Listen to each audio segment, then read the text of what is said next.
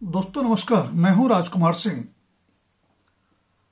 नवनियुक्त मुख्य चुनाव आयुक्त ज्ञानेश कुमार पद संभालने से पहले ही सवालों में घिर गए। नियुक्ति प्रक्रिया से जुड़े ये सवाल उनकी निष्पक्षता और स्वतंत्रता को संदेहास्पद बनाने वाले हैं। 19 फरवरी को पद संभालने वाले ज्ञानेश कुमार की नियुक्ति नए कानून के मुताबिक 17 फरवरी को हुई। हरियाणा के मुख्य सचिव विवेक जोशी इसी दिन नए चुनाव आयुक्त नियुक्त किए गए।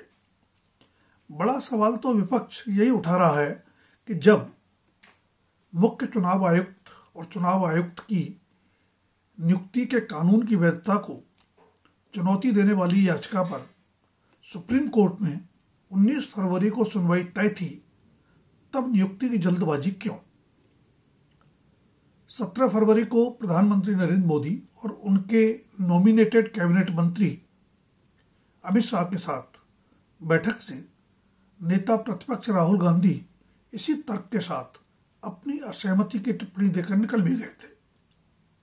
फिर भी ज्ञानेश कुमार को नया मुख्य चुनाव आयुक्त बनाने की अधिसूचना जारी कर दी गई।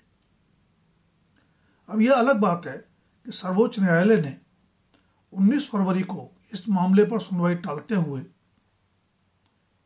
होली की छुट्टियों के बाद सुनवाई करने की बात कही है और 19 फरवरी को ही ज्ञानेश कुमार ने मुख्य चुनाव आयुक्त का पद संभाल भी लिया है।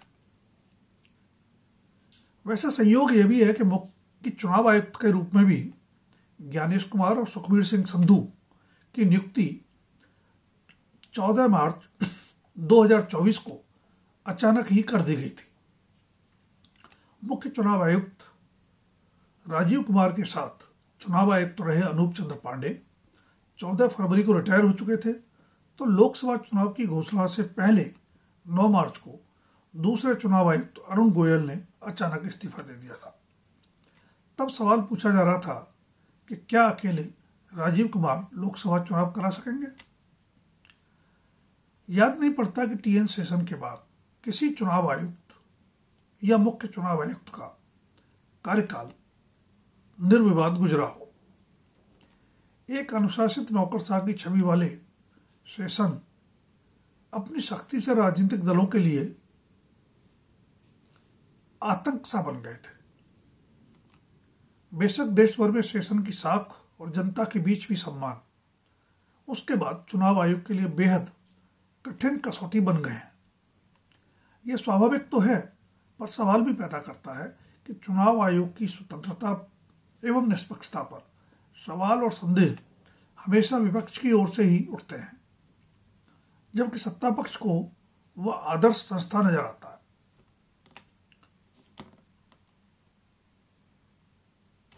आजकल कांग्रेस चुनाव आयोग की साख को लेकर सबसे ज्यादा चिंतित नजर आती है, लेकिन राजीव गांधी के प्रधानमंत्रित्व काल में ही चुनाव आयोग को 1 सदस्यीय से 3 सदस्यीय बना दिया गया था, ताकि अंकुश और संतुलन की गुंजाइश बनी रहे। दरअसल चुनाव आयोग में चुनाव आयुक्तों की संख्या को लेकर संविधान मौन है। संविधान का अनुच्छेद 324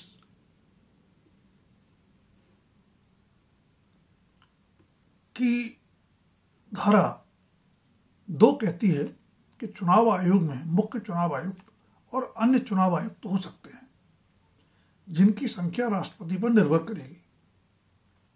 इसलिए आजादी के बाद देश में सिर्फ मुख्य चुनाव आयुक्त ही रहे।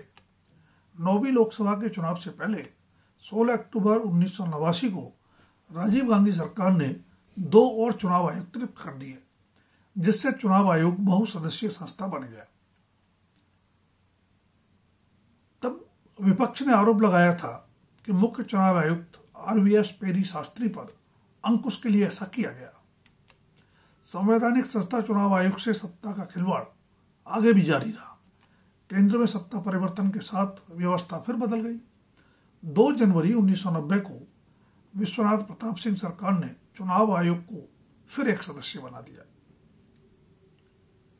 फिर जब 1991 में पीवी नरसिम्हा राव के नेतृत्व में कांग्रेस की केंद्रीय सत्ता में वापसी हुई, तो 1 अक्टूबर 1993 को मुख्य चुनाव आयुक्त के साथ 2 चुनाव आयुक्त नियुक्त कर चुनाव आयोग को 3 सदस्यीय बना दिया गया। शायद बहुसदस्यीय चुनाव आयोग बाद की सरकारों को भी सुविधाजनक लगा, इसलिए वो व्यवस्था जारी है। ज्ञानेश कुमार को मुख्य चुनाव आयुक्त बनाए जाने पर सुप्रीम कोर्ट में लंबित सुनवाई के अलावा केंद्रीय गृह मंत्री अमित शाह से उनकी निकटता के चलते भी सवाल उठाए जा रहे हैं। चुनाव आयुक्त बनने से पहले ज्ञानेश कुमार अमित शाह के साथ गृह और सहकारिता मंत्रालयों में रह चुके हैं। चुनाव आयुक्त सुखबीर सिंह संधू पर भी उत्तराखंड कैडर के चलते सवाल उठाए जाते रहे हैं। तो अब नियुक्त दूसरे चुनाव आयुक्त विवेक जोशी को प्रधानमंत्री नरेंद्र मोदी का विश्वस्त माना जाता है। वैसे एक दिलचस्प गणना यह भी है कि 2029 में होने वाले अगले लोकसभा चुनाव के समय विवेक जोशी मुख्य चुनाव आयुक्त होंगे, क्योंकि ज्ञानेश कुमार 27 जनवरी 2029 को सेवानिवृत्त हो जाएंगे। वैसे इसी तरह की गणना को लेकर सवाल तब बीजेपी ने भी उठाए थे जब 2005 में मनमोहन सिंह सरकार ने नवीन चावला को मुख्य चुनाव आयुक्त नियुक्त किया था। नवीन चावला के मुख्य चुनाव आयुक्त काल में ही 2009 के लोकसभा चुनाव हुए। नवीन चावला पर खासकर उनकी पत्नी रूपिका की कांग्रेस से निकटता को लेकर सवाल उठाए गए थे। और भी अतीत में झांकें तो टीएन शेषन की सेवानिवृत्ति के बाद 1996 से 2001 तक मुख्य चुनाव आयुक्त रहे मनोहर सिंह गिल को कांग्रेस ने न सिर्फ राज्यसभा सदस्य बल्कि मनमोहन सिंह सरकार में मंत्री भी बनाया। जाहिर है चुनाव आयोग सरीकी संवैधानिक संस्था में अपने अनुकूल व्यक्तियों की नियुक्ति में संकोच किसी भी सत्तारूढ़ दल ने नहीं किया, पर जब वही दल विपक्ष की भूमिका में आता है तो उसे आयोग की स्वतंत्रता एवं निष्पक्षता की चिंता सताने लगती है। इस संवैधानिक संस्था में नियुक्ति की बाबत 7 दशक तक किसी कानून का न होना भी सवाल खड़े करता है। कहा जा सकता है कि कानून न होने के चलते ही सत्तारूढ़ दल पसंदीदा नौकरशाहों को चुनाव आयुक्त और मुख्य चुनाव आयुक्त बनाते रहे, जिनका आचरण अक्सर सवालों और संदेह के दायरे में रहा। इसीलिए मामला सर्वोच्च न्यायालय तक गया।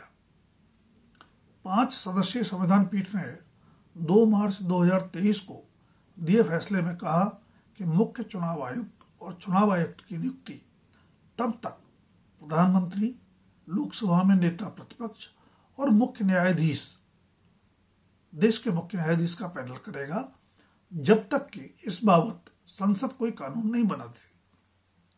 संसद ने वह काम 21 दिसंबर 2023 को कर दिया। संसद द्वारा बनाए गए कानून में नियुक्ति पैनल से मुख्य न्यायाधीश को बाहर करते हुए प्रधानमंत्री द्वारा नॉमिनेटेड कैबिनेट मंत्री को शामिल किया गया।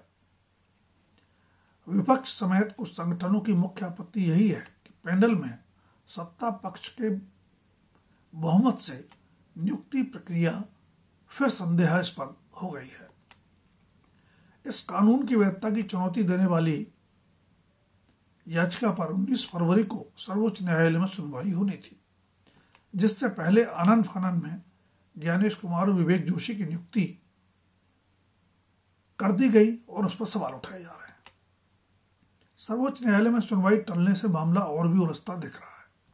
अगर सर्वोच्च न्यायालय ने संसद द्वारा बनाए गए नियुक्ति कानून को वैध नहीं पाया तब क्या होगा?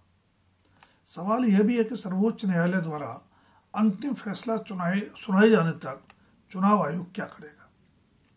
बेशक इस पूरे घटनाक्रम में सबके अपने अपने तर्क हो सकते हैं, लेकिन साझा चिंता चुनाव आयोग की विश्वसनीयता की होनी चाहिए, जिसके बिना चुनाव प्रक्रिया पर सवाल और संदेह से नहीं बचा सकता। दोस्तों, अगर वीडियो पसंद आए तो लाइक, शेयर और सब्सक्राइब अवश्य करें। अपनी राय भी कमेंट सेक्शन में दें। धन्यवाद। अभी के लिए इतना ही। जल्द फिर मिलेंगे किसी नए विषय के साथ।